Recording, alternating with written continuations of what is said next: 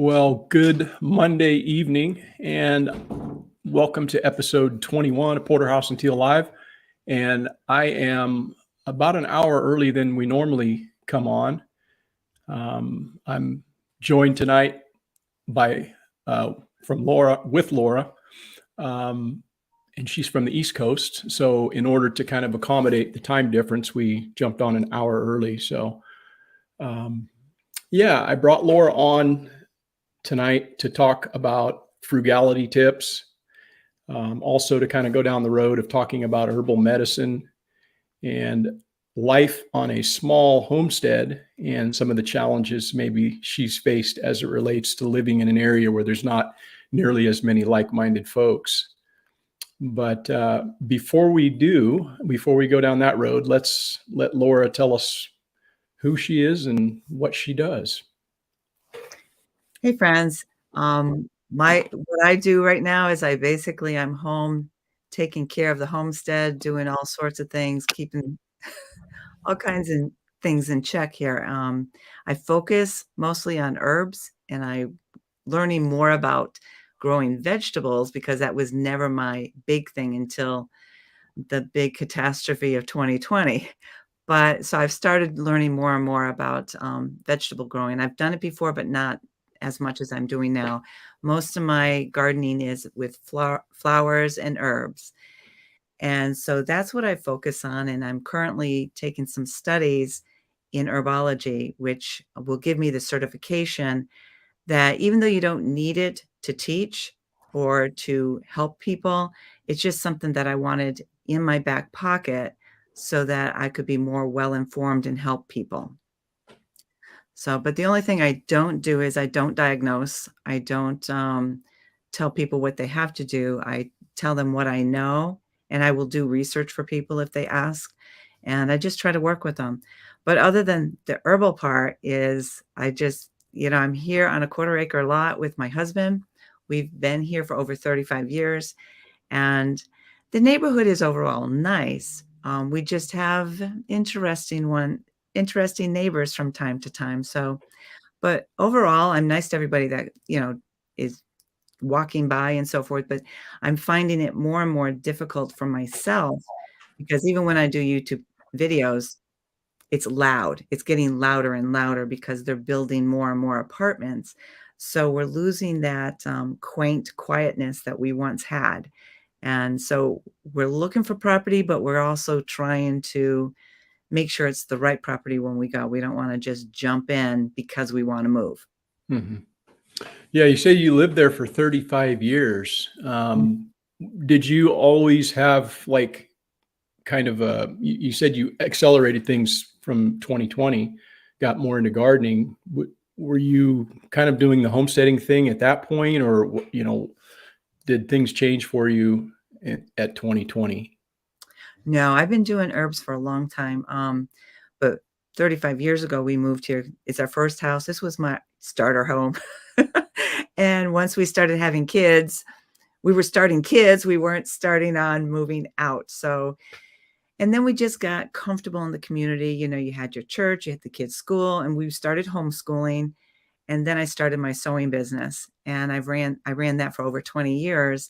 And so you kind of get set in your venue of things. Mm-hmm. And even though when my youngest went, she asked, "Mom, I want to go to public school," because she was always homeschooled. And so I said, "Okay, you sure?" And she wanted to go. I said, "Okay, that's fine." And so she went, and at that point, I went into medicine. I went and I got my, some people call it a CNA. In New Hampshire, we call it LNA, which is a licensed nursing assistant. And I loved it. I loved that part of it because nursing has changed over the years where it's more documentation, more paperwork. And the person who does more hands-on and patient care, in my opinion, is the nursing assistant because they're right in there holding hands and doing what needs to be done. So I really loved that area. But while I was there, I was still doing a lot of herbal stuff. And that's when I saw a conflict in medicine as well as myself, because if I shared anything, with herbs, even my boss would say, "Oh, you can't do that. That's not going to work. You need medicine." And so you end up realizing that you're not the norm. Hmm. But that was in 2008. So I Hmm. was in hospital working. And then I worked there for about 4 years, and that's just briefly, I'm gonna say, that's when I got really hit with Lyme disease. And that's even though I was already working with herbs and stuff on the small scale, that's when I really went headstrong into using herbs, and the more I learned, the more I was able to help my family needs and other people, and it's just herbal medicine is fascinating, but I do think allopathic and herbalism can work together. It's Hmm. just a matter of communicating. Yeah, yeah, that's very interesting.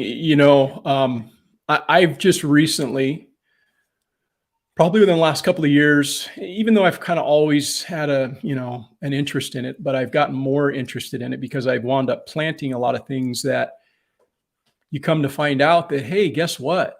A lot of those things that you've planted have medicinal properties, Absolutely. right? And Yep, so it's an amazing thing when you start digging deeper into the history of all of that, and then you yep, realize that herbs have been used for thousands of years because at some time they didn't have modern medicine like we have it now, and that's yeah, just been a recent creation that's kind of taken place. But for thousands of years, they've used plants to heal people.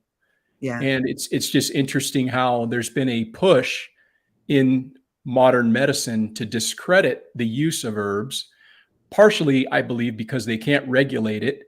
Two, it's not anything that they can make money at. And then three, there's also a lack of desire as far as, or there's a it's important that if people are using it, that they kind of learn more about it so that they're not either underdosing or overdosing themselves, I believe.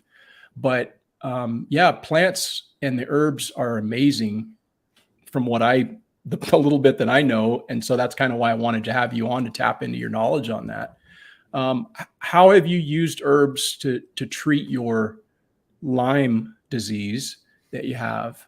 And what herbs have you used that have benefited you? okay, I've used a ton. I got a whole slew of supplements that I make for myself, but some of the ones that I use that are common for people to know are the, oregano, thyme, rosemary. There's quite a few basic things, and what you have herbs that actually help with pain, and that's when I learned about the turmeric, because at first when I went to my Lyme doctor, I said, "Okay, I'm using turmeric," and he was the one who's given me all the antibiotics, and I at first when I went on there, I said, "No, no, no, I don't want to be on antibiotics," but I was so bad off, I had to do something. So by year 2, my energy was coming back, and I was able to start researching the herbs, and I go in and I said, "Okay, I found out that turmeric works," and he would say, "Are you putting pepper in it?" I said, "What?" And so I would go back to my notes, I would start researching, reading the books, and it's like, that's the only way. Once I started adding pepper into my turmeric powder, my pain issues started subsiding. Hmm. We use turmeric with pepperine in it all the time. We take 2 a day in the morning, even my husband, he doesn't have Lyme, but we take it because it keeps the inflammation down. Really? Oh, yeah. I have Okay. Okay. Let me ask you this. yeah. I've been looking for something personally to like reduce my inflammation because it's like it. Well, I could probably do a better job at my diet, and that might help, right? We all Eliminating sugar and stuff like that. So, I mean, that would help. But you say turmeric will help to reduce inflammation because, yes. like my hands get like swollen in nighttime or whatever, and it's just like it just feels like something's amiss there. Well, I don't know if that's old age or or what, but you work really, really hard. My husband works really hard too, and so he mm, started taking I make the capsules. I believe it's 1/4 pepper and 3 parts turmeric powder, mm, mix it up, and then I have these capsules that we take. We take 2 2 in the morning, and if we're working really hard, we take another 2 before we go to bed. And we have less pain in the morning. And when we started doing this, it was amazing. It took a few weeks to whatever, and we started not having pain. And then I had one of my post office people, he was complaining. This was like a year ago, and he had to have some knee surgery and stuff like that. And so I said, have you tried turmeric? He goes, well, I don't think my doctor will allow it. I said, some things you don't need a doctor for. Turmeric is a spice. Pepper is a spice. And the reason you put pepper in it is so that your body absorbs the benefits of the turmeric. So just black pepper. You can use your black pepper. Yeah. Huh. So it's awesome. I did a video on it, how I make it. And I have a capsule machine that I make all my capsules in. Right. And I use the largest capsules because David and I deal with a lot of inflammation because we're always working, we're always going. Yeah. And it helps me a great deal. And if I don't, is that something you grow, or is it you go and just buy it, or I don't know. I am starting to try to grow my own turmeric, but I am purchasing my turmeric in bulk. I buy it by the pound, and then I make up like 200 to 400 capsules at a time. And it takes me about 15, 20 minutes to make 200 at a time. So, and the reason that I don't want to buy capsules from the drugstore or anything like that is because the thing I learned a number of years ago is the fillers that they put in supplements, which is many people are not aware that some companies will put sawdust in your supplement. And not only that, but some supplements are duplicated by that country across the ocean that nobody wants to buy products from. And so when I found that out, what they do is they mimic it, and it's not the same product. So I would just rather have mine either order directly from the manufacturer or from a reliable source like Vitacost or something like that, but never on Amazon because you don't know where their sources are going to be. Right. And that, I'm not saying not to do that for other people. That's just because I'm so protective of my body that I like keeping Lyme symptoms at bay as best as possible. Sure.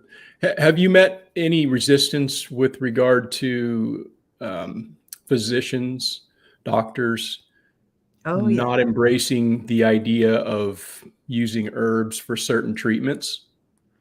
Well, actually, all the physicians I've had have been great. They cannot, my Lyme specialist, he was really good because he would say, I would tell him what I was going to use, but he would not tell me what to use. And if I told him, like, I heard that wormwood was good, he would say, yes, it is. Have you tried it yet? I said, no, I'm coming here to see what your opinion was. He goes, all he could tell me was, I have other patients who have used it with good success. They cannot tell you to use it because that's not supporting the pharmaceutical industry.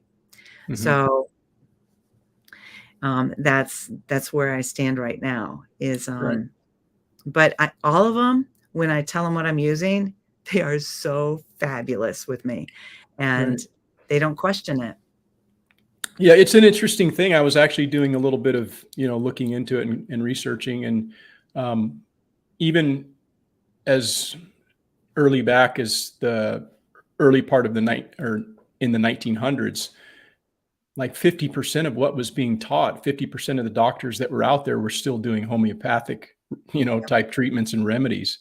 And it was about that time when it was made by John D. Rockefeller, who wound up deciding to put this report out and push it on to Congress. The Flexner report was pushed on to Congress in 1910, which got them to change a bunch of laws, which prevented that stuff from being taught at schools, thereby eliminating a lot of the competition. And they were able to come in with their petrochemicals that they were making into treatments.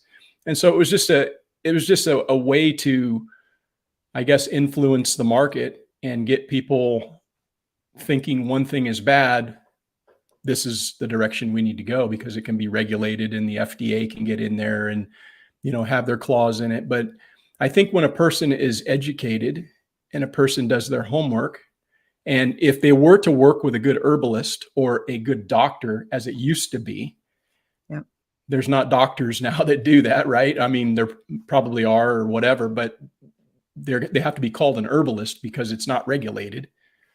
There are I think they're very effective treatments that can be had from it. So what other treatments are you currently using or well, some of the ones like a morning tea is just I do rosemary, and I use thyme in it, and that actually kind of just gets my body kind of calm. There's a lot. I have a whole list of things for Lyme disease, Mhm. and that would take a whole night to go through. Mhm. And the reason some of the ones like the thyme and oregano, those are things that most people can go to the store and pick up, or they can grow their plant, and it's always available. So I used to take a sprig of rosemary, a sprig of um, thyme, and I would put it in some hot water for about 10-20 minutes, and then I would just drink it. And it actually tastes pretty good. Hmm. And I would do that every single morning. And it actually helped me kind of focus a little bit. And there's others have weird names because I had to order some of these other herbs. The one thing I'm very careful with when I talk about Lyme disease treatment with herbs, Lyme disease is like a lot of other illnesses out there, whether it's cancer or whatever disease you might be dealing with, because our bodies are so different, we might not be able to handle something, or we might have a side effect. Mhm. So you mentioned earlier that people have to be very careful about how much they take because they may not know the dosage. And Mhm. that goes with the antibiotics that people are trying to have on hand, um, because they go to the fish section of the pet store or whatever. There's nothing wrong with those because those are the same drugs that they give us. It's just that it's a different dosage for human use compared to animal use. And Mhm. that's what people need to know. And even my Lyme doctor said, Lori, you know the dosage you use, but not all people know. So even with herbal remedies, you kind of have to start out small. Mhm. If you have a reaction, you wanna know that that's what caused it. Does that make sense? Oh, that makes perfect sense because that's really what you want to do when you're out, foraging. Right, You're gonna do your best and due diligence to try to identify that plant as what it is you think that it is. And unless you're there with somebody who's actually very knowledgeable, you kind of have to go on, your best references, and then that's kind of how you do it there as well. You take a very little bit of it, you put it on your skin to see if there's going to be some form of reaction. You might have a rash by just it touching your skin, and then yeah. you would take a little bit of it and put it underneath your tongue, and just kind of progress that way. So yeah, that makes perfect sense in what you said. Before we go on, I left that up there because I wanted you to answer Skane's girl's comment there, which was, do you have a good source for the empty capsules? I do Skeins Girls, and I'll make sure that I get that for you because I buy them in bulk, and you can get different sizes and stuff, so I'll make sure that I get that information for you. Right. Awesome. What would you say as far as things that people might want to plant in their yard that would be of great benefit, other than the things that probably a lot of us have already, which is like, I've got a ton of rosemary growing, I've got sage, I've got oregano, I've got all those sort of herbaceous plants. But some of the ones that are maybe not as common that are very beneficial, and maybe you can kind of just touch that a little bit. Well, some of them are already growing in your yard, and you might not even notice. Like even dandelions. When I found out the benefits of dandelions, I wouldn't let my husband mow the yard until I went out and I harvested them. And now, like this morning, I went out and harvested some roots. But dandelion root, you would harvest. It's better to harvest in the fall versus the spring because you're still getting the benefits of the greens from the dandelion now. Hmm. But yeah, he thought I was nuts when no, no, don't do it. But he's gotten on board with some of the things that I have been discovering in our property. Mhm. Um, chickweed is one. I didn't know we had chickweed in my yard, and some of the herbs that I kind of reviewed before we got together is I went around my yard and said, okay, what kind of herbs already grow here, or what am I growing? And chickweed is it's an herb, it's a weed to most people. And so I was going to just chop it out a couple of years ago, and then I researched it. Both, even my husband is starting to do this now. He'll, before he cuts anything, he goes, "Is this of any value?" Which is great because he knows that I really want to use what we have growing. But I wrote some notes on some of these if you don't mind. But the nutrients in this green. It has a lot of vitamins and minerals in it. It has A, C, and B, and calcium, magnesium, and zinc. And zinc during the whole illness, anything with virus, is you really want your body to have plenty of zinc in it. And that helps with the vitamin C and magnesium and so forth. Magnesium is also great for pain and so forth. It helps with a dry cough if you have a spasmodic cough. So what you do with these things is you just kind of like, you can put them in a tea and you can dry these. I've got a whole jar of them. And so I just take out a little bit, like when we're having a cough or anything like that, we just take that out and it helps with the viruses too. She's preparing to transplant some to a designated area. That'll be great. And it'll spread, Skeins girl. It will spread far. But the only thing is, it draws out heat, swelling, and infection.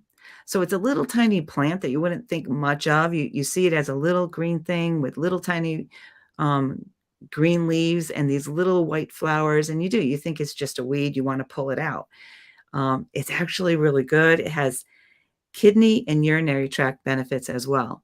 So when you take a look at these little weeds that we want to pull out because we want our yards to look pretty, we might be pulling out some things we can really use. And in our community of homesteaders and preppers, those are the things you don't want to throw away. And when we talk about frugality, the last thing you want to do is throw away medicine that's growing in your yard. And oftentimes these things will pop up in your yard when your body or your environment needs it. And one of the things that I grow honeysuckle because we got a plant when we moved in. And last year I noticed some was growing in with my lilacs. Today I went out to kind of like trim it down a little bit, and there was tons of honeysuckle out there. And honeysuckle is awesome. Yeah. Yeah, I would, echo what you say there. I've started doing that. I started actually just like really getting into it like 2 years ago. And this all kind of coincides with all of the things that have gone on in the last few years. But I was looking for other food sources, and I started getting a little bit more interested in foraging from the standpoint of finding out what is actually growing on my property that I can actually eat. And there's quite a number of things that, for years I just like, it's a weed or whatever. And I never really messed with it. And so I think that's really good information. And again, it's something that people just need to do their due diligence as far as trying to learn and take it incrementally. Don't just, rip a plant out and start eating it, but really try to identify it and find out what's on your property. Because that's food, that's medicine. And there's one called purslane up here in New Hampshire. We get tons of it. We can't kill that stuff. Yeah. And if I use my compost field or my compost bins, it grows with whatever I have in there. And so I'm always pulling it out. But that's great to add to your salads. Yep.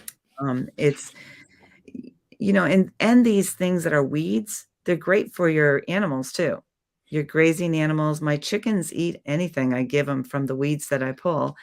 And the cool thing about chickens is they don't eat what they don't need or what they don't want. So if the animals are eating it, there's got to be something good about it for some, there's a few things they nibble at that I was like, no, that's not for me. But these are herbs and stuff that I throw into their area. It's really kind of neat to watch them do. Yeah, absolutely. Bruce from DeVries asks, can you speak a little on Mullein there? If you don't mind, I don't use a lot of mullein right now because the reason I didn't think about using it in this conversation is because there's so much topic. But I can probably tell you, hold on a second. I told Eric that I would have some books available for you. And 67. This is one of the books that if I'm not sure of, and I do have mullein growing in the yard.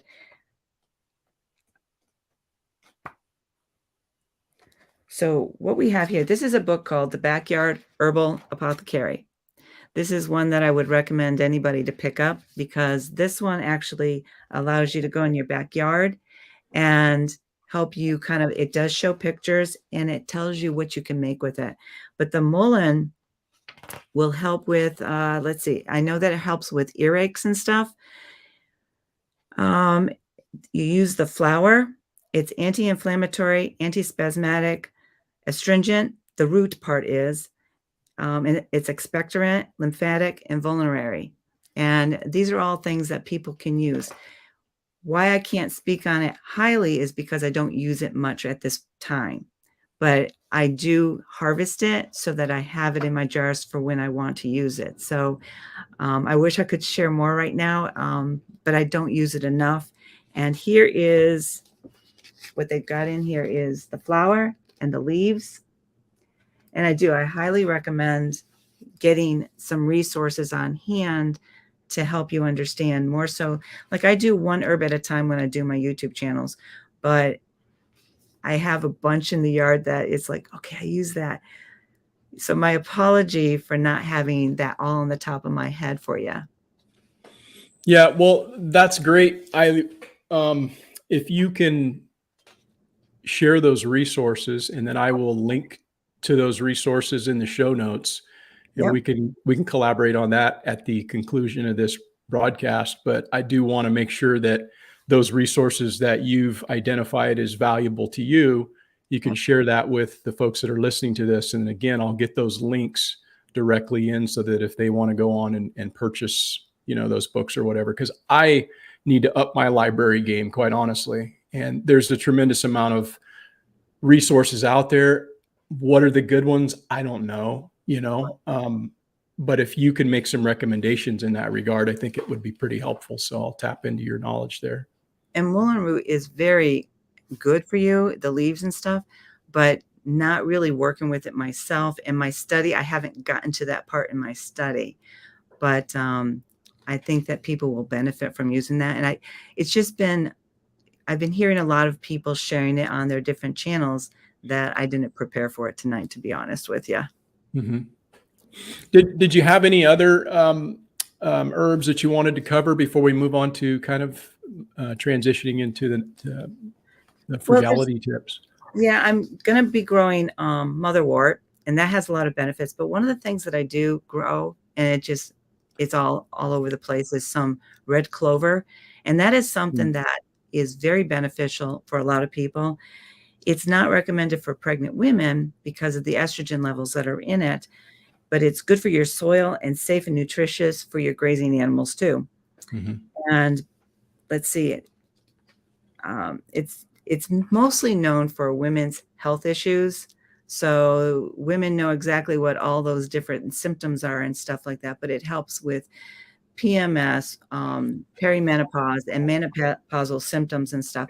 But it also is good for men too.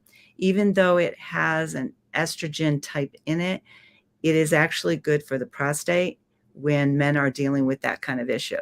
So it's actually a really good herb to have, and there's so much history to it that that's something that red clover is just, I harvest it and I get maybe a gallon or more a year, and I put it in a tea and I use it for that because I'm getting older. So, and it helps in a lot of different areas. So, yeah, awesome. So, and then another thing is those of you who are growing berries, the blackberry and the raspberry leaves, you want those, save your leaves and stuff. Don't just eat the berries and stuff because those leaves have a lot of medicinal properties too. And blackberry leaf alone has anti-inflammatory, antimicrobial, antioxidant, antispasmodic, diaphoretic, hypoglycemic, and nutritive.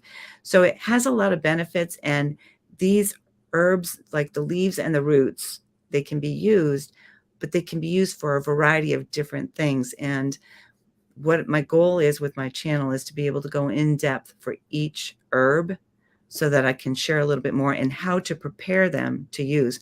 And I use the raspberry and the blackberry leaves in tea for myself, whereas David hasn't started using that. I've got him on turmeric, and I've got him on I make him a respiratory blend tea. And when he asked me for it, I'm like, you're not going to want it. You won't take it. He goes, oh, yes, I will. And he did. I was surprised because the reason he did is because he wanted not to have to go to the doctor's office. And I think a lot of us who are prepping, those of us who are homesteading, the last thing we want to do is go to the doctors because we have a virus. If we can take care of stuff at home, we're that much more ahead of the game. And one of the things that you mentioned about medicine, and I think people know, but not enough people know, is they devised medicine based on natural medicine. You know, they got the herbs, they know all the medicinal properties, and so they commercialized it. They took chemical properties and they made the medicines that we take nowadays. And instead of being helpful, they do help, but all those side effects, I'm just not into it. But but sometimes, you know what? Sometimes we need those medicines for a short duration. And, you know, but with the way things are going, and I'm not saying this is true because I don't like to be, I want to be cautious because I never know who's listening and they might take me wrong. Herbal medicine has its place. And I'm not saying that it's the only answer, because I do believe that we can blend allopathic medicine with herbal medicine. And what I do with my medicine is my doctors know all the herbs that I'm taking, and I list them right out. And one time, one doctor asked me, he goes, what are you taking them for? And I did. I wrote it out with a list of why I take it and what I can't, what medicines I can't take with it. And that's one thing that when we start taking herbal medicine, we want to make sure that it's not going to be affected by what you're taking, because there's some herbs that don't do well with aspirin. And I mean, I take aspirin for some things, but not for all. And instead, I'd rather take the turmeric. So I don't know if that makes sense. No, it makes perfect sense. I mean, that's just a balanced approach, really. I mean, it's not to say that one thing is going to fix everything and the other thing is bad. It's a, you know, combination of those two entities, the allopathic and the homeopathic. You know, they can work well together, but like you say, you need to go into it being informed and not just like, oh, well, I'm going to start doing this, and you know, you're going to wind up, like I said before, maybe underdosing or overdosing or whatever. So, but a lot of the medicines that are used today were derived from plants. You know, aspirin was salicylic acid that came from the willow bark, the tree bark, the poppy, all of the opiates that are used, all of that stuff, codeine and heroin and morphine, all came from the poppy seed. You know, and legal, right? yeah. Well, they used to use them. Actually, they used to use heroin in medicine, but it was so abused. Yeah. You know, and it was became an illicit drug, and now it's kind of got the bad rap. But that used to be all of that stuff, you know, that they use, those heavy drugs, those heavy narcotics that they use. That was all derived from the plant, but it's been, you know, synthetically created. And so, yeah, there's a lot of value there. There's a tremendous world of information, and I'm very interested in learning more about it. So I'm grateful that you're willing to share those resources that you have, and I'm going to definitely probably buy, you know, one, if not more than one of the resources that you'll list.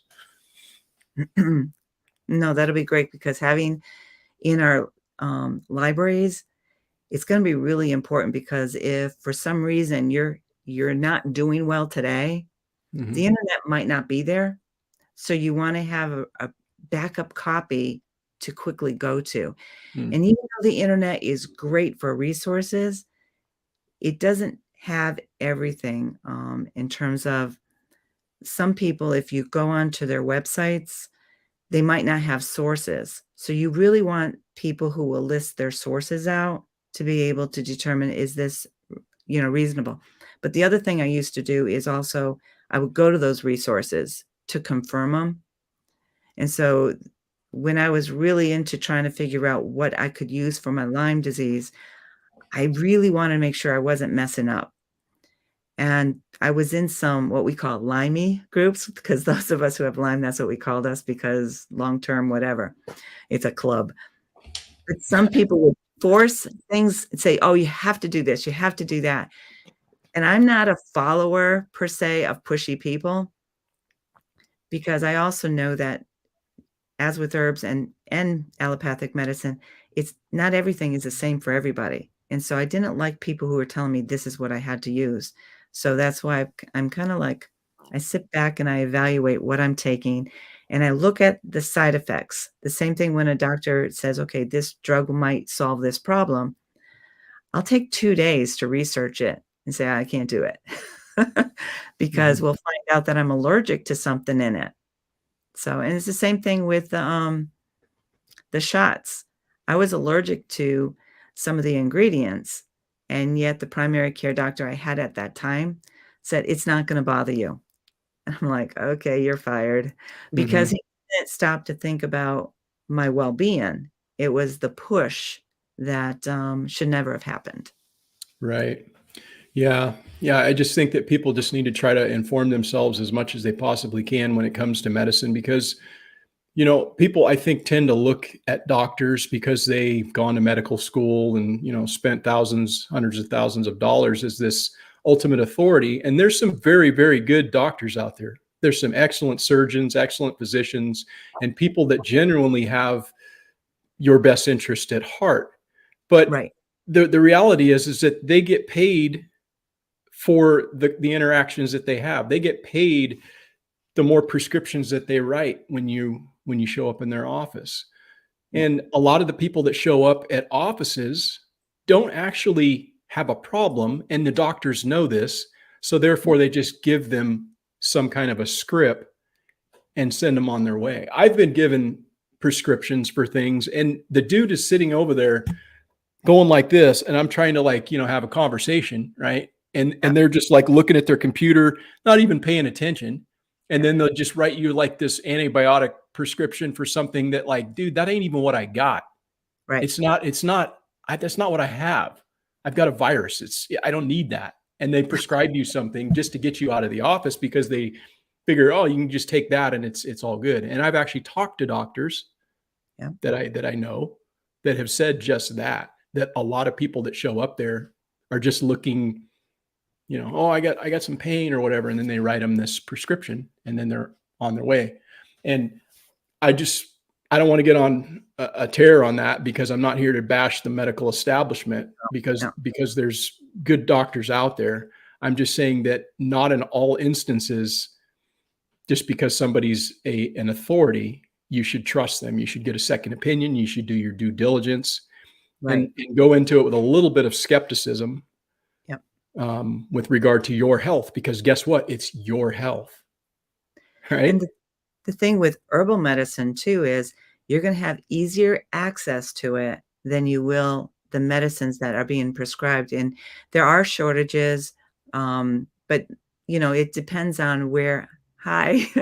Um, there are there are shortages, and we also want to be careful of where our medicines are coming from, and it's so sad that we have to be in fear of getting medicine from over the sea, but that's just the reality of it because we don't know what is being put into these items, the same with our foods, but I think the herbs and stuff, they're to our advantage to know and to learn, and, when I share something on my channel, I ask people, make sure you research it beyond what I tell you Mhm. because I might just have this much information today. 2 weeks from now, I might learn something more and I get all excited.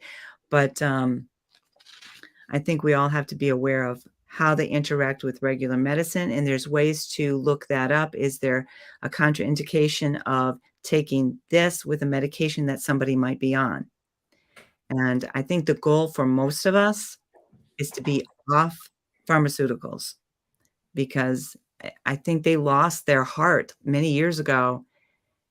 I don't think it's the physicians per se. I just think pharmaceuticals have lost the heart in doing what their job was to do, was to treat people and make them well. Instead, we have a sick care system where we're making them sicker. So one medication causes another symptom where another medication has to be taken. Whereas Mhm. herbs might be able to do both things all at once. So Yeah. that Yeah, that's really good info. That's really good info, Laura, and thanks for sharing that. Mhm. I'm excited about trying to learn more about it, and I would love, again, to tap into those resources you have. So, we'll we'll work on that after the podcast to get those Right. show notes.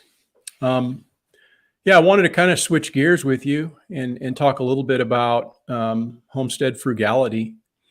And yeah, there's we talk a lot about freedom, I guess, in these circles, right? Yeah. And one of the ways that you can be a little bit freer is to have less debt Mhm. through monetary freedom, Yep. having less debt, carrying less debt. You can make more money, or you can just be smarter about how you spend that money or save Yeah. and being more frugal.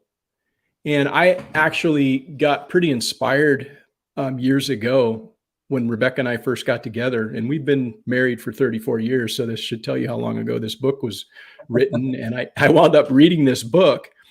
It was by a lady who I think she was also in New England, quite honestly, if I recall. Okay. She basically was a person who had a two-income family. They were, on the hamster wheel doing the thing, trying to raise a family with young kids and, keeping up with the Jones or whatever. And they came to realize that they would be better off if she just quit her job and Yeah. her job became full-time stay-at-home mom, and she became this person who was just super frugal. And she wound up writing a book about it. It's called the Tightwad Gazette. Oh, yes. Yep. Have you read that? I Or have. have you It's a heard of great it? book. Yep, I actually have a copy of it. Yeah, yeah. Amy Decision was her name.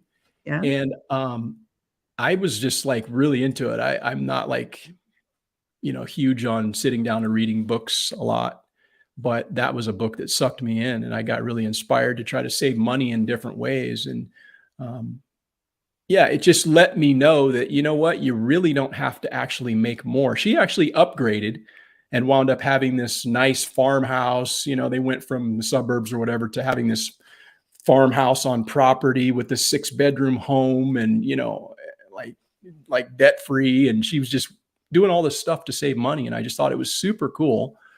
And yeah, I think that's one of those things that from a freedom standpoint, we probably don't talk nearly enough about.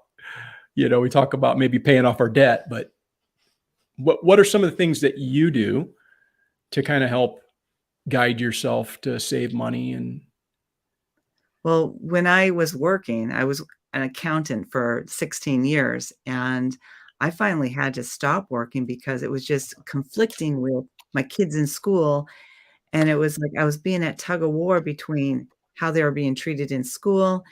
I mean, they were fine, but it was just an I won't go into it here. It was just kinda like, "I'm not comfortable with this."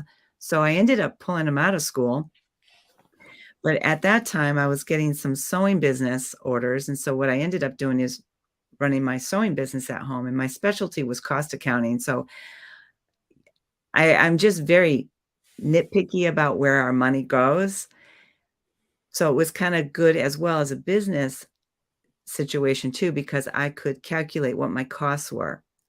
And so I was able to successfully run that sewing business and still homeschool my kids and keep them home and take care of things. So we got to teach our children, how to cook, how to bake, how to do different things, and they know how to work hard, so but they had rabbits and they had a few other things, and one of their projects, they decided I allowed them to create some of their courses, And one of them in science was that they were allowed to, one of my daughters says, can so-and-so and I mate our rabbits? And I'm like, oh no. But we let them because it was something that they got to learn about. They got to understand the mating process and how, how many rabbits can come out of, and then they had to do the work in trying to sell those rabbits. So we incorporated that into it, and we incorporated other things like history. But in terms of being frugal, when I quit work, even running a sewing business, when you're just starting up, you're not making money. And I did not believe in running my business with debt. And a lot of people say, oh, you should take a loan out and then you can get this. And I said, no, if it's meant to be, I will. I have a sewing machine. I know how to hand sew. And that's what I did. That's how I started my process. And then I added a few machines here and there. But I don't believe that you have to have a debt in order to run a small-based business and stuff like other people. But I mean, sometimes it is what you need. Everybody's dynamics are different.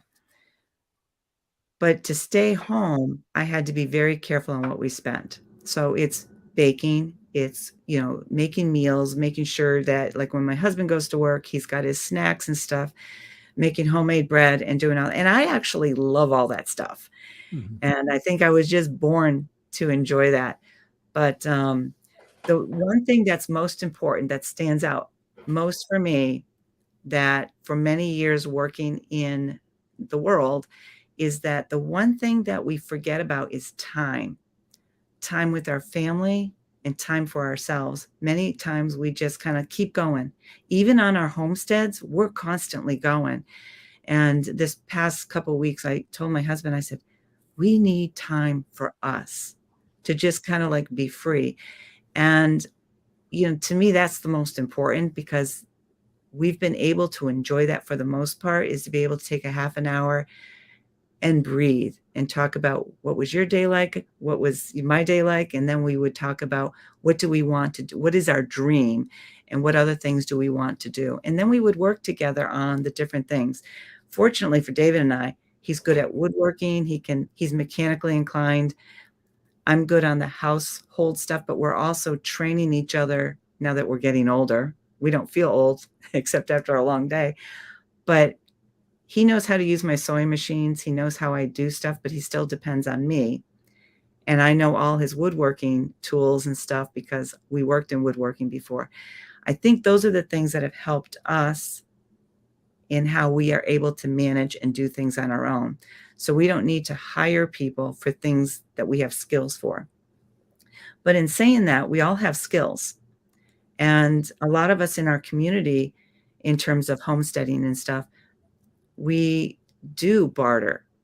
If I have a sewing skill and somebody wants curtains, yet they have another skill, like I don't have a wood stove right now. I want one so bad. If they wanted to chop my wood or bring me a cord of wood, there's that bartering aspect that you can work with other people. And because David and I can do a lot of stuff on our own, but we're not totally 100% self-sufficient in doing all of that. And he still has to work. We're debt free, but that doesn't mean we don't have debts. You still have an electric bill. You still have all these things because we're not off grid, which is our goal. Mhm. Yeah, it definitely takes discipline. I think in order to be frugal, it just takes discipline. I think the overarching um, message that I would have with regard to being frugal, because it's easy to not it's easy to pull the trigger on buying something you didn't really need. You're buying it like on impulse. And I think that if you can realize that you don't necessarily need a certain thing, or if Mhm. you can wait before you purchase it, that right in and of itself will save you money.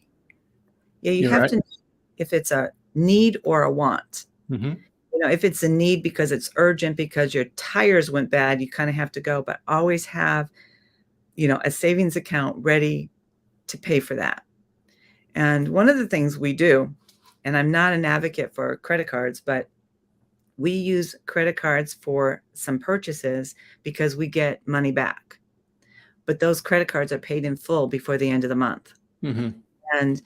And we made that decision because if we don't have the money to buy it, there's no sense in having it unless it's a dire emergency.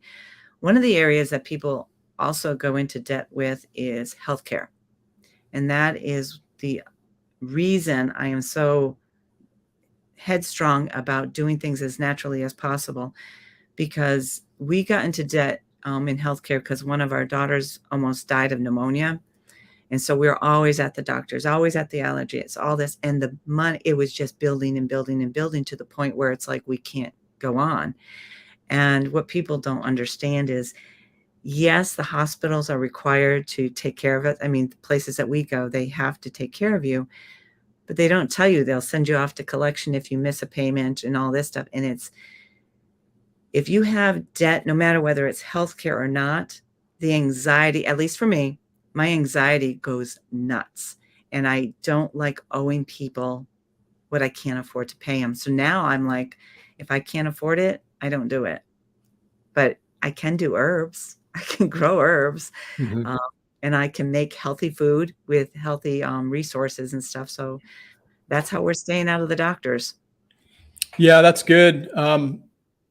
Yeah, I think it's just also a totality of the thing. You know, it's those little things that add up when Mhm. it becomes, when you're talking about managing your money in a frugal way. And I'll reference one of the things that Amy did in that book that seems very, very extreme. But when you think about it in the terms that it was the totality of all of the different things that she did, Mhm. it added up to the point where she was able to stay home, and they upgraded their lifestyle and had everything paid off, and just, got out from underneath all that debt. But one of the things that she did, I thought, man, that is pretty extreme, but it kind of makes sense, is she took, and what she said is that those pack of shaving razors that you use, the double bladed, Bic razors or whatever Yeah. that you'd buy, she says those don't necessarily get dull from the use of the hair that it's cutting. They get dull because of the corrosion that occurs when you allow them to naturally dry. Right. And so what she would do is she would take a little bit of Vaseline at the end of her shave, and just rub that on the blades. And she said those things would last for like ever. And it's just stuff like that that the average person doesn't think of, Yeah. right? We're just so wasteful. We're in a very consumerist, um, like, just that's just the way things are in a first world country. At least at this point in history, it hasn't always been this way. But I think, me being a Gen Xer, not really seeing hard times like people saw that came before us, and the things that they had to do to survive out of necessity. We haven't had to do that. And so it's just so much easier to waste things. But when you see people doing things that probably people had to do out of necessity back in the day, Yeah. you just realize, like, wow, we've really got it good. And then we sit there and complain that we've got no money, or we've got not, we just don't have the things we want. Yeah. Really? Is that the truth, or is it something else? Are we We all, trying to keep up with the Jones? we all I, have a lot more than we need. And I mean, I have a hard time throwing, like, when my husband is all done with his jeans, I'll just take myself, oh, wait a minute, you can't throw those out yet. I mean, he wears them till they need to be thrown out, but you can cut out the good stuff and make a quilt. And I've made a couple of quilts, and those are the warmest quilts, is working with denim. But that's what I tend to do. I see fabric in everything. There's some fabrics I won't use, but I try to have the ones that can last a long time and work with them. But used clothing, I can do that before I throw it away. Is it worn out? And if it is, that I would not give to somebody else, I'll take the buttons off. If it's something that still has some life, but it's not good enough, and I'm not saying it's not good enough for something, I just don't like donating something that, like, if the zipper's broken, that's not gonna get donated, in my opinion, but Mhm. the jeans might have some good quality material in it. Actually, I fix the zippers. Mhm. But it's just a matter of learning your skills so that you can make your items last longer. And maybe because of my seamstress history and stuff, I just see that there's so much that we throw away. And you go to thrift stores, and there's just people are changing their wardrobe all the time. And I look back at my pictures, like on Facebook that we've shared 10, 20 years ago. And that's a good idea too with the baby Mhm. oil, Mhm. is that I'm still wearing the same sweaters or the same t-shirts and stuff like that because I'm not one to just kinda get rid of it.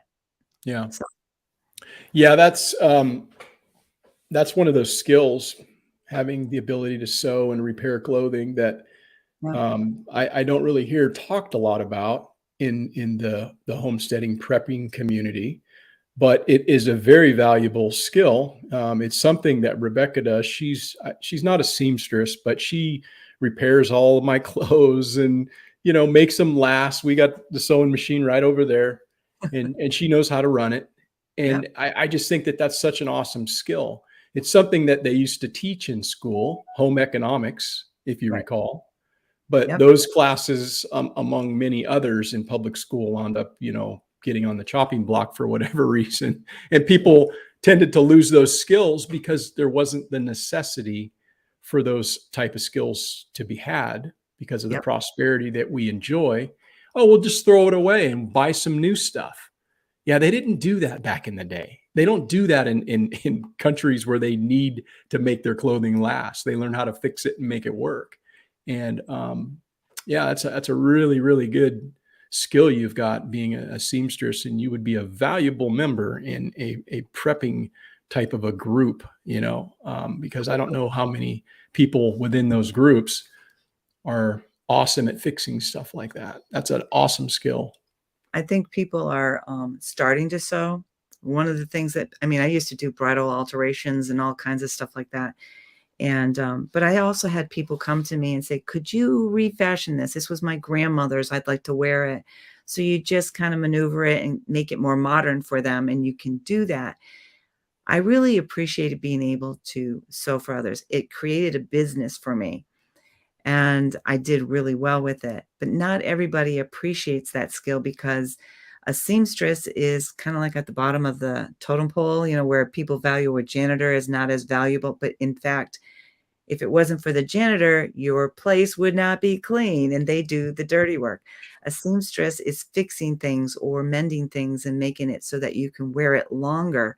And so there's value there that people just they didn't want to learn those skills. And even in my generation where we had sewing in school, there's one friend I have from high school who still does it. She recently retired from it, but you know, it's just one of those things nobody wants to, so they would come to me to fix it, and I was like, "Are they really not teaching this?" True Skeins girl, it's a lost art in sewing. Yeah. Yeah, I don't know. What do you think, Laura? Do you think that I know that there's more of an interest by some people, at least the people that are paying attention to kind of the direction of the way things are headed in the country, and Yep, there's people that are still just kind of muttering along, not really seeing the need for traditional skills. And if they never need them in their life, then that's great. They'll never need them. But what do you think? Do you think that there will be people heading back toward learning those types of skills more now than there has been in the past? that I'm not too sure because when things happened in 2020, people were out grabbing sewing machines left and right so that they could make masks, but I haven't seen a lot of people still sewing. I still get calls to do work, and I don't know if there's enough, and the reason that I'm still getting the calls is people say, "But you come highly recommended, and I want to go to you because you're trustworthy and you've got good skills and stuff," and it's like, I'm kinda transitioning into homesteading and prepping and doing all this that I just, and I'd love to do it, but you get nickeled and dimed sometimes, and you tell them the price, and now they don't wanna fix it, they'll go buy new. And that's okay, that's their choice, but I would rather if I'm going to be doing this, I wanna do it because the person wants it, but there's not enough people out there doing it, and when the economy changes, and it will, there are a class of people that won't need these skills, they won't need to hire somebody, and then there are people who are sewing, and they'll up their game and learn more of the skills. Mhm. But most people find it too time consuming and too tedious that they don't want to fix their things.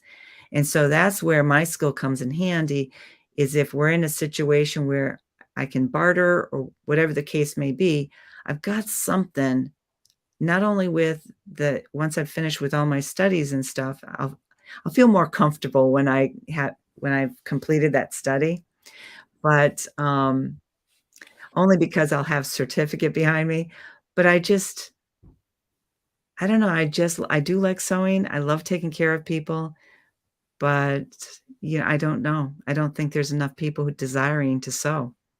Right.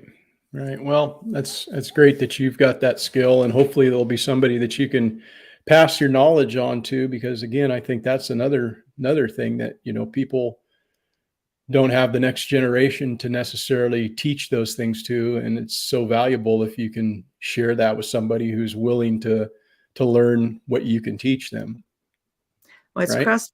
it's crossed my mind to teach, the only reason I hadn't was because when I was starting to think about it, Joann's was having classes, and they were quick kit type sewing classes, and they taught skills. I'm not gonna, put that down at all because I think they were valuable classes, but I think what people need are how to fix a zipper, how to replace a zipper, and oftentimes you can fix a zipper without replacing it, and that's what I taught a lot of my customers. They would come and they say, "Can you replace this?" And I would take a look at it. I said, "Well, I can fix it, and I can show you how you can fix it on your own in the future, and you won't have to come back." And so I lose business by telling them how to do it, but you know what? It gave them a skill, and, that's something that with zippers, with winter coats and barn jackets and all this stuff, you really want to know how to take care of your zippers. Yeah.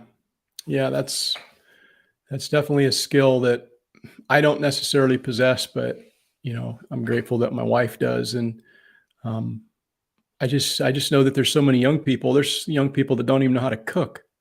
I They DoorDash, as Yeah, dinner, or they order out or whatever, and it's like just these life skills that it seems like kind of a bygone thing. And I don't know. I guess I'm sounding like an old dude because I kind of am now, but it's an interesting thing to see, and you know in my life, seeing how the decades have evolved, and then what's the end result of the progeny from those decades. mhm, What's the next generation look like, and what kind of things are they interested in? What are they doing? And what, and all of the things that shouldn't really be like horse and buggy antiquated, like I'm a blacksmith, right. right? I mean, just because you can buy certain things and throw them in the garbage doesn't necessarily mean we shouldn't still be teaching people how to, cook and sew and all that stuff, because it lends itself very well to frugality. But here's another topic that I would kind of get on a tear on, but they don't teach any economic literacy in No. school. They never did they? Well, they did when I was going to school to some degree because I had cooking, I had sewing, we also had woodworking and metal shop. We had all of those, and you did them throughout your 4 years of high school. And, well, those of us who wanted to keep going, you had to have at least 2 years of it. But, I Mhm. mean, I just kept going with it because I was learning more, and I had my granny from Missouri and my mother who was teaching me, and I just learned, I gleaned off everybody else, and I was able to keep going, and anytime I had a challenge, I would just sit back and think about it, and then I would go my husband gave me the most challenging. He said he had a favorite pair of corduroys, and he goes, "Would you make me a gun cover for that with this?" I'm like, "Out of jeans?" That was the first thing he asked me soon after we were married. I said, "Okay," and I did. He still has it, and it just protects his gun that he had back then, and I'm just like, So that's when I realized that sewing has more potential than just doing hems and zippers and taking things in. It takes care of so many things. Right. Right. Well, so what are you doing on your homestead? I know you have a few animals, right? We have some chickens, Hmm. and we just moved their coop to another area, so we're just kind of having to watch it. I went out to see them tonight, and they're digging deep, so we got to get out there and fix it before they dig themselves out, because we left it open underneath the coop so they had more leg room, and we have fencing around it on 3 sides. So I told David, I said, we got to get the run done soon. So those are our only animals right now, are chickens. What kind do you have? We have oh, the black and white ones there at Like a barred rock or? the Barred Rock, and then Okay. we have baby chicks. We have the black Australorps, Oh yeah. and have they're golden. I forgot the name of those. We have 2 of those and 4 of the other. Like a And Buff Orpington or something? yes, yes. And so we decided, I looked at what if they could handle New Hampshire weather, and they can. And I'm kind of excited about adding them to our flock. We're also looking at getting some rabbits, Hmm. and not to reproduce. Although I wanted to. I said, David, come on, we'll get a male and a couple of females, and we'll have dinner all the time. And he goes, no, because he used to be a butcher, and he's a hunter, and you would think that he'd be okay. He goes, no, if I'm going to be holding a rabbit, I do not want to be skinning it and doing that. I said, but honey, if you're hungry. So we're still on that debate a little bit, but I told him, I said, okay, when we get rabbits, at least 2. And the reason I want them is for their droppings, because you can use theirs right away Hmm. in compost and gardening and stuff. And when our girls had the rabbits, the area that we put all of their stuff in, everything grows. We used to have 8-foot tall daisies and stuff like that, which they don't normally grow that tall. That's why it's like, if you can get rabbit manure, it's some of the best stuff. Chicken manure is great too, but it takes, like, I think 6 months to a year before you can actually use it. And but I'm not totally sure on that, because I'm still new to that. Hmm. The other thing we do is, okay, growing the flower. I love having flowers, because that to me is aesthetic, and it helps with my mental health. And then you have the herbs, and I'm slowly building up the different herbs that we're growing. And then that's about it here. And then Hmm. we're just busy people. I always find a project for David. David, can you make me this? We try not to buy furniture or anything like that unless we get it secondhand. And that's another thing. I don't know if you have Free Cycle in your area. It's an online community where people are giving things away for free. Hmm. And one of the things I got the other day was, a girl was going into surgery. Her doctor said you cannot do any gardening for her reasons and stuff. So I went and I got free plant starts as well as some seeds.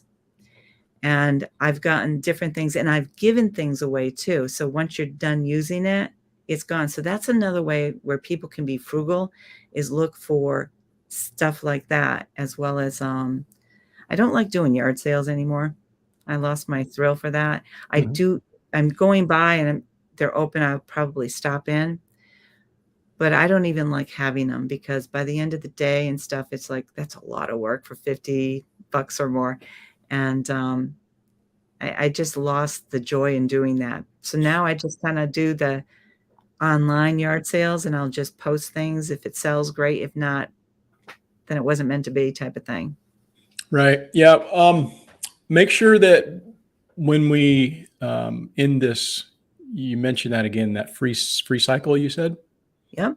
Yeah. And so I'd like to put that in the show notes as well, because that might be a resource people can look into. I'm pretty big personally on checking out Craigslist, and a lot of times they'll have free stuff on Yep. Craigslist. They have a free section, Yep. and I just kind of look to see what people are giving away. And I've gotten pretty nice lumber that I, have used here on the property. I've gotten all kinds of things that have been useful Yeah. that people just want to just get it off their property. And so, yeah, I don't know if you call that necessarily frugal. I guess it kind of is, but it's just, I always look for finding stuff that people are getting rid of. I love finding waste streams because there's so much that people just throw away. Again, we live in this first world nation where they just dump food every day. And I go around and I ask these places, "Hey, what are you doing with your used this? Or what do you do with your old bread when it gets a little moldy? What do you do with this?" And Right. all that they can say is, "Well, no, we've already got somebody who's using that, or, we're not interested." But in a lot of cases, they'll say, "Yeah, sure, come by and, on Tuesday or whatever, we're gonna," and those are the types of things that I look to do to kind of save money, because what that winds up doing is it cuts down on the cost Right. for me having to feed my animals. I get to reduce the amount of feed that I'm putting into my animals. Plus, it makes my animals happy Yeah. and healthy because it gives them plenty of choice. So yeah, free cycle. We'll definitely hit that up. And those are things that we should all be doing is if we don't need something, if we can give it away, more so if you're using the services and you find things that you can use, then it's great. I mean, we've given nice boots away because they were too tight Mhm. for my husband or myself, and somebody else gets to use them. And we've gotten rid of some wood at my father-in-law's estate. David has a worker that can use hardwood in his fireplace. So we're getting rid of it that way. And that's not being cheap. A lot of people thinks that frugality is the same as being cheap. It's not. It's just taking resources that are available to us and utilizing them the way that we can. It's not hoarding. It's not any of that. It's just utilizing them to better our lives and make it a more affordable so that we can do what we're doing.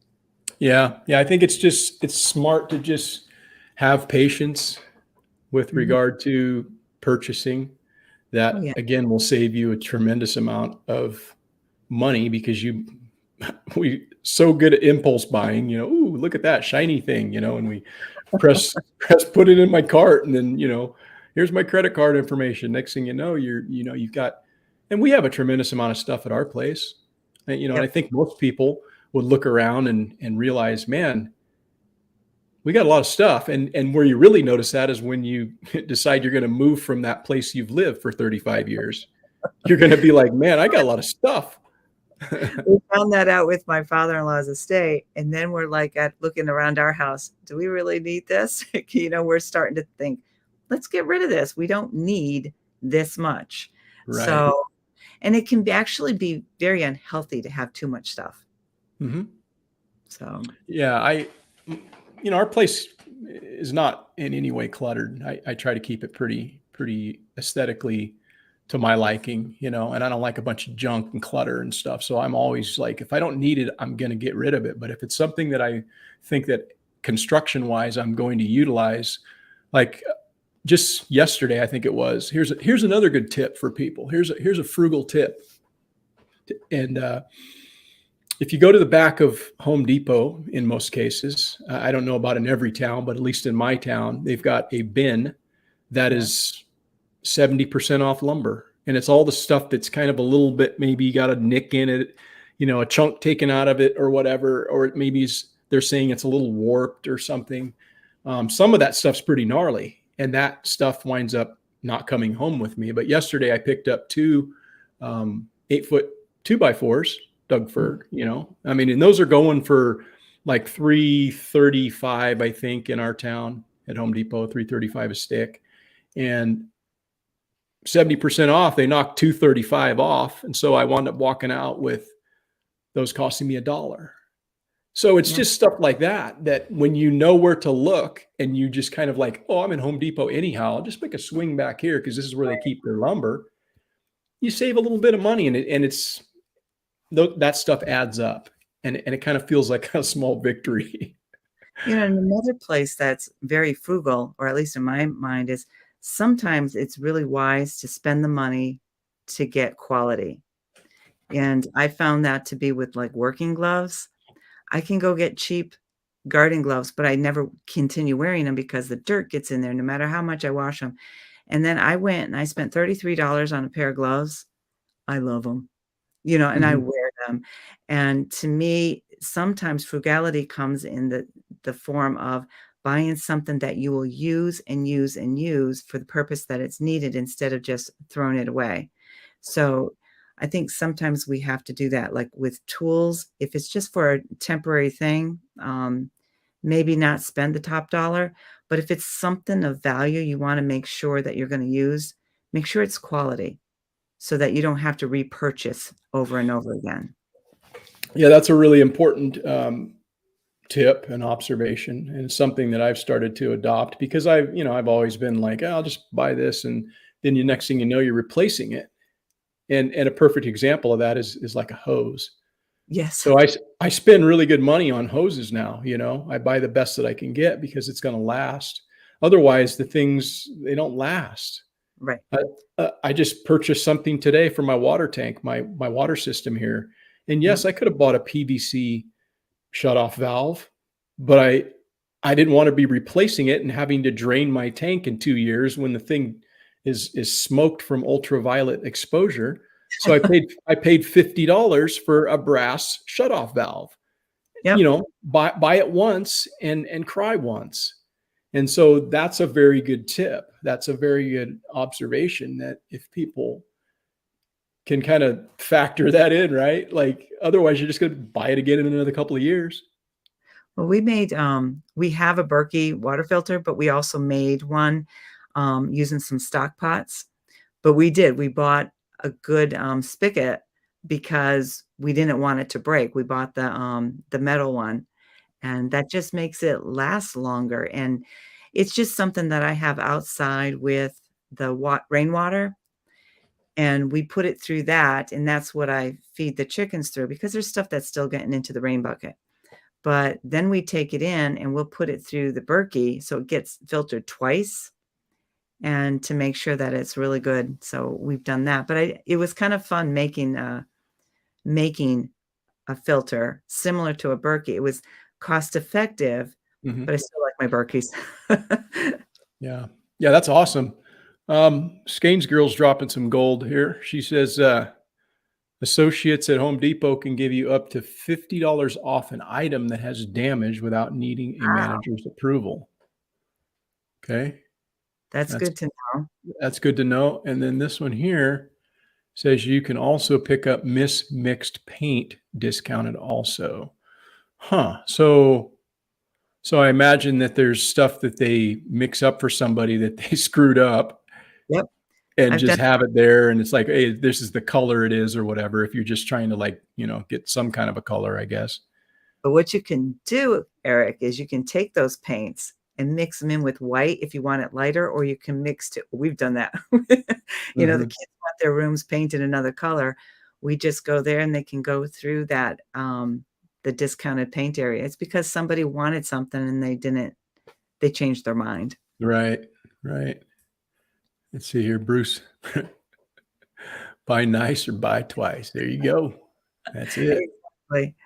That's There are right. some things you can do inexpensively, but, if it's like you're not gonna use it for very long, I mean, you don't Yeah. have to buy expensive paper plates, but you may wanna have nice plates that last. It's kinda like you have to decide what you're gonna throw a paper plate away. I'm not gonna spend top dollar for that. Right. Yeah, I think there's a lot that we can all do to be a little bit more frugal. Yep. And I'm not somebody who spends frivolously, but yet at the same time, there's things that I see that, like, "Oh, I want that." And I buy it or whatever, and then next thing you know, you've got stuff that maybe you're not using or whatever. But, yeah, frugality can help to build a bit of freedom into your life because if you don't necessarily need money to do the things you wanna do, that just frees you up. Because in order to get money, it takes your time, and time is money. And So and with that, if you're organized, and I know, like Skane's girl, she's shared, um, if you're organized, you're not gonna have to go and buy more. Like, if you're just buying to have, you're afraid of food and stuff, and you just keep going and buying the same thing over and over again, you might find that you have too much. So it's really good to be organized and know exactly what you have on your shelves in order to not overspend, so you can use your resources for something else that you may want to have on your shelf. Hmm. Because homesteaders, and preppers, we have to be aware of what we're spending our money on in terms of, do we have that already? I mean, sometimes, my husband and I will be doing something. I said, "Oh, you have one of those." He goes, "Where?" He's not as organized as I am. So I was like, "Oh gosh." So this summer we're going to be working in his shop again. Every other year we go in and I help him, and it's all organized. I don't know what happened, but life happens. Yeah, yeah. So you live in New Hampshire. I'm very unfamiliar with New Hampshire. I have yet to be. Well, I've been over to the East Coast. I was in Boston years ago and stuff, and flew over to Pennsylvania and whatever. But I haven't really spent time in New England, so to speak. Living in that area. Right. But you live in an area where there's, I guess, a lot of not so much like-minded people. As I've read from your bio on freesteading, Yeah. you basically said that. And so how is it living in an area? You live in an urban setting, I take it, with neighbors close by? Suburban, yeah. I'm on a quarter acre lot. The next person over may be a quarter acre, and next one might be a third acre and stuff. And so we're back to back. Fortunately, we have the park across the street from us, which means there's no neighbors across, but there's always activity happening. Mhm, And when we first moved here, it was fine. But as we stay here, we're just finding that it's really not for us. And even when, like one of our neighbors who did some damage with the water and stuff, it was just not nice. And I don't understand why people can be so mean. And, um, and he commented, he goes, "I know you're doing homesteading and stuff like that." I said, "Why would you do that to our yard then?" Because some people here might not even know, he rigged his gutter to be like a foot away from our fence line, which he put up, which was right on our border. And in our city, you have to put a fence up 2 feet away from it. And it was like, he says, "Well, you never told me that it would be a problem. It's always been there. And when we put up our greenhouse, because David was up high, he goes, it was never there." And so we don't know why he intentionally did that. Um, but sometimes you just have mean people that just want to cause mischief for whatever reason. And Dave and I are pretty quiet and stay to ourselves pretty much. But I mean, if somebody came over and asked for a tool, we lend it. If somebody asked for help, we're there to help people. But it's like, it's not always the same in return. We have one neighbor who's fabulous. He helps me with the shoveling in the wintertime. And if I need something and David's not home, all I have to do is go over and ask him. He's mhm. just that type of guy. But not everybody is. Everybody is kind of like in their little homes, and we're not seeing that community of people helping. And sometimes we reach out, but the people who respond are people that are in Massachusetts where I grew up. And it's like sometimes it doesn't work in terms of, "Hey, I need help doing this." That doesn't always work. So is New Hampshire always like that? Is it always, excuse me, that's not the right term. Is it like that all over New Hampshire? I don't think so. I think we have some areas where people are really trying to do their best and work together as a community, but everybody's on guard up here. Nobody trusts one another all the time. And I've learned over the last few years that my trustworthy personality, I've had to step back and take note of my generosity, because I can give and give and give, and then you're taken advantage of. Mhm. And I What think that's across the country too. I don't think it's just New Hampshire. I think it's everywhere. Right. Well, what keeps you there then? What keeps you in New Hampshire? Um, well, they say it's tax-free, but it's not. Um, we like the area, but if I was to choose, we wanted to move to Vermont, but where my husband works now, he's on the coast. Vermont is too far of a distance for us to drive. Maine is my other option. I really love Maine, and a lot of David's extended family live up there. And that's easy. It's kind of like, it's a comfortable environment, but that's changing too. As people move up from the cities, we're losing that country aspect of what we once had. Right. So where we're looking for is we're hoping to find a place that has at least 5 acres, if not more, so that we can do more on our property and not have to worry about different things and still be the people that we desire to be.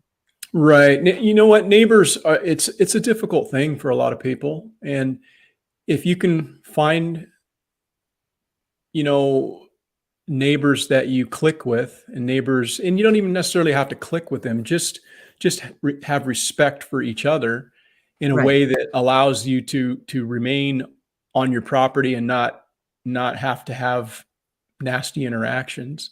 I think that's what most people are looking for, right? They just want to be left alone. They want to retire to their individual properties and have their property boundaries respected. And I Yep. think it's one of those things that, like, everybody has to kind of work toward. And you've had a little issue with your neighbor on that particular issue. And one of the things I thought was kind of cool, I actually watched the video you had done on that, and you had kind of a unique solution on how Mhm. you were going to deal with that water issue. Yep. What did you do there? Why don't you talk about that a little bit? Well, I forgot who shared it. Oh, I think it was, I'll think of it. I was learning about the Hugel mounds. I think that's the name. Hmm. And so what I started doing is like, okay, what I did was I called the city and I said, okay, this is what he did. What can we do? The city wouldn't do nothing. I'm like, okie dokie. And they made the recommendation. You can actually put a border up. You can just mound stuff up. And I said, oh, cool. But I also called some lawyers and I also took pictures of what he did. And it's funny, we've been here together for years, for like 30 years. And all of a sudden he did this. We were just like, what is going on? So I called a couple of lawyers and I said, what can I legally do? And they gave me the same answer. I said, okay. I didn't want revenge. The only reason I called the lawyers was to find out what I could legally do to offset this so we didn't have the damage.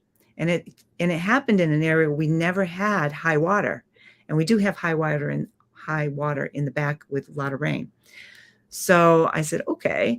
So what I started doing is all the leaves we put through the lawnmower and we mulch it down. And I've been collecting that. I have tons of compost, tons of dirt that I wanted to downsize anyway, score. And so what I'm doing is I'm building these mounds. The trees, as I limb them down, what doesn't go through the chipper were actually like the thin ones that don't have to go through the trimmer. I'm laying them down to kind of like build almost like a compost pile in a sense that will actually be able to be, how do I want to say this? I'm going to actually be incorporating plants in this too. So as I cut back my lilacs, I'm cutting them off so that I can get the roots started and I will grow them in these areas. And so by the time we're done, we're going to have flowers and everything else going. So it's going to be pretty on our end or whoever buys our property. And it should stop. We're also using bricks along the fence lines because I just wanted added support. So to me, it was like, it's a lot of work and David's not around for a lot of this work, and that's okay. I just felt like I had to do something without being angry. Hmm. Because if I'm going to live my life in anger, then what's the sense of enjoying life? There's no time for enjoying life. So this isn't retaliation. This is taking a bad situation and making it better. So I'm Yeah. kind of excited about it. Yeah, that's really good, Laura. I like to hear when people kind of take a funky situation and then turn it into something good. Yep. I think that's important that we kind of all try to do that. And sometimes it's not that easy. Sometimes you get pissed off and you're like, you want to like attack a person or, get back at them or whatever. And it's just sometimes it's the better way just to take the high road and figure out a solution that works really in this sense for both of you. Yep. But, one of the things that I've done is I've just tried to reach out to some of my neighbors that I hadn't really had the opportunity to. It's not that I didn't have the opportunity. I just didn't make the time to go over and try to meet them. They haven't done that coming over to meet me, but that's not here nor there. Somebody needed to make and extend that olive branch, and I've kind of decided to do that with at least the neighbors that live in my general proximity. And sometimes just doing that will mend a lot of fences. Take somebody over something. Hey, I got some extra of this. You want it or whatever? Or hey, I grew this. And if you can do that, it kind of like mends fences and extends that goodwill. So dealing with neighbors sometimes can be troubling, but that's just people in general. Dealing with people in general can be challenging. And we do have some good neighbors like out and around us and stuff. So it's not like everybody's terrible people. It's Yeah. just they're not, they're not like David and I are just very down to earth people, wanting to cut costs wherever we can. And that's not the norm in society. And even as they tell us every time I get a newsletter of them increasing our tax bill for the town, it's like, can you cut back somewhere? Like we have 6 pools in our town. How many do we really need? And they only keep them open for a couple of months out of the year. And the frugal person, the accountant in me, and I'm like, ka-ching, ka-ching, ka-ching, because they have to maintain those pools. And then you have to have lifeguards and all that. And if there's nobody down there, why are you running them? Because we have a pool right across the street. So I think that's another reason we want to leave our community, is because the spending in our city is more for the more affluent, the ones who can afford to donate, or the ones who want these extra services, whereas they don't matter to us. So I guess maybe our mindset should be, kind of adjusted as well. I mean, we're not perfect, that's for sure. But I like your idea. We used to have a neighbor who was like 4 houses down, and we used to communicate with him all the time. We see him at the grocery store. He moved away to live in with his parents. But reaching out, we used to go for walks all the time, and we would see different neighbors and we would stop and talk. But for what you said, maybe I should get back to doing that, just kind of reaching out, because there's new neighbors in the neighborhood. Yeah. Because Yeah. that's community. Yeah, that's how community is built, is building goodwill with your neighbors. I had a conversation, and we hadn't spoken for a while. I rode the quad up. I mean, it was yesterday, and talked to my neighbor. We talked for a while and just kind of caught up. But we share a fence line, and it's our houses are like a quarter mile away, so it's not like we're right next to each other. Right? We can see each other's house, but it's not like we're next door neighbors. But if we don't make that time to extend that olive branch and to try to culture those relationships, and I think a lot of times people, they appreciate that. They want that as well. They're just not wanting to reach out because they feel like, what, I want to be left alone. Other people probably want to be left alone. And if you do something nice for somebody, sometimes it can really pay off, big. But Bruce says that there's plenty of room in Tennessee if you're looking. Yeah. Folks down in Tennessee are pretty cool. I mean, I've been down there a couple times now, and there's some good people down there. I have a friend that's down there. I have a friend that's down there, and Dave and I, we really don't necessarily want to stay in New England.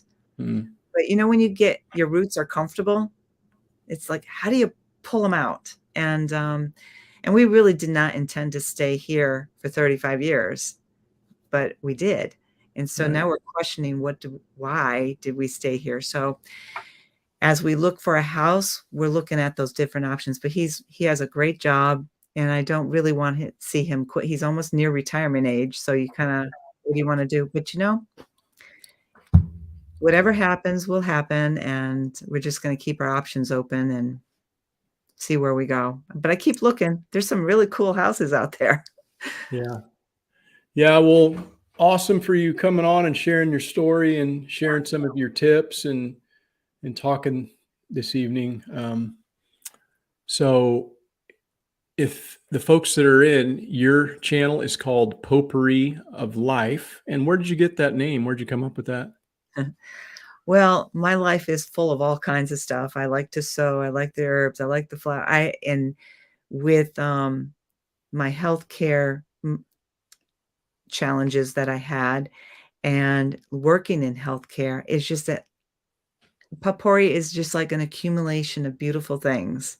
Mhm. And that's what makes up life. And that's where the name came from. So I had a blog that was Potpourri of Health. I had a blog that was Reflection of Life. And then I had my sewing blog that I just kind of like, I said, I'm just going to incorporate it into one and let it be that. And that's what I feel. Life is just full of beauty and it's a mixture of everything that's in life. Yeah, awesome. Awesome. And if you guys want to check her channel out, it's Potpourri of Life on YouTube. And do you have any other links to things that would people can go and check you out, or is it pretty much just YouTube? Right now it's just YouTube. Hmm. But you know that I will share some resources with people in terms of, can I share the 3 books that I recommend that Hmm. people have on hand? It's the one that I mentioned, the Backyard Herbal Apothecary. Hmm. This is a great resource. It's easy to use.